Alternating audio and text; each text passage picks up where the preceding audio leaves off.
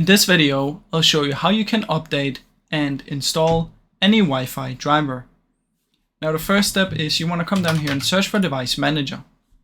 Now in here, what you should look for is you want to head over to the network adapters. So what we want to look for is the one called network. So you have one right here and you want to drop down on this one. And if it's a Wi-Fi, usually it's called either Wi-Fi or wireless or something. So let's just pretend that this one is the wireless one. Then what you want to do is you would just right click on it and update the driver.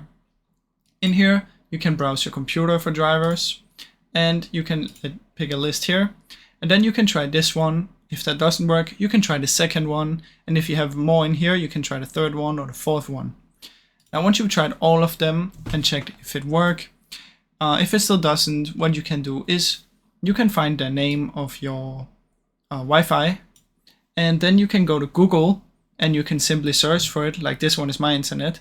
So you would just search for the name of your Wi-Fi one on the Google and search for driver.